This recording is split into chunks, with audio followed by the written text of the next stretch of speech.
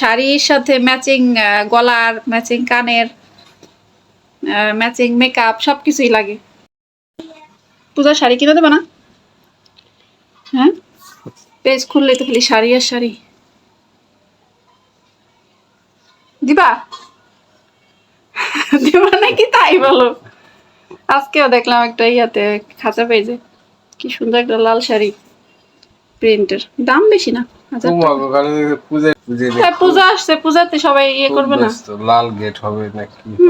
তাই তো, পূজা আসছে, পুজো নিয়ে তো এখন আনন্দ। শাড়ি কিনা দিবা কিনা তাই বলো। একটা দিতে হয়। কয়টা দিবা?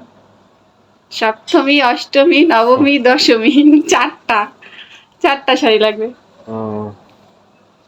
কি মুখি কও কও। তোমার বাজেট হলো 5,000। মাত্র 5,000 টাকা? 3,000 টাকা তো এমনি একটা দশমী শাড়িতেই লাগবে। ওই 5,000 টাকার ভিতরে দেওয়া হয়। কসমেটিক্স 5,000, 6,000 বাদ ধরো।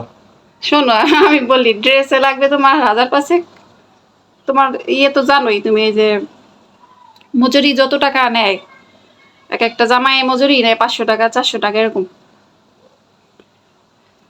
তারপর হলো শাড়ি, তারপরে ব্লাউজ, অনেক কিছু আছে।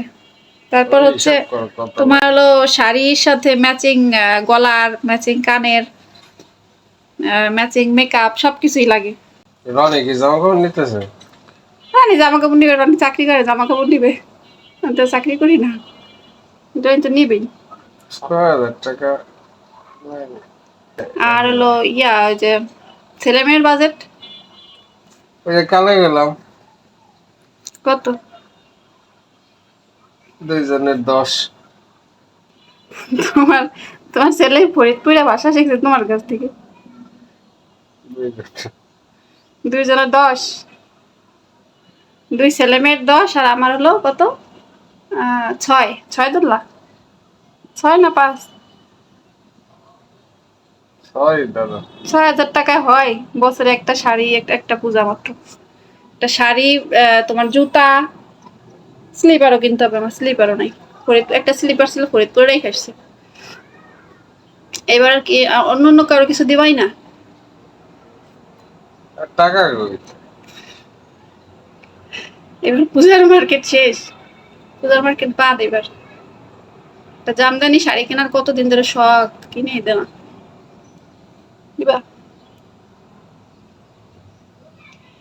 পার্পেল কালার একটা জামদানি শাড়ি আমার অনেকদিন ধরে শখ, কিন্তু আসলে কেনাই হচ্ছে না। মানে কম দামি জিনিস, কম দামিটা পছন্দ হয় না, হয় হলো 10,000, 12,000, 15,000 টাকার শাড়ি। পুজোতে অনেক খরচ, তার জন্য হয় না।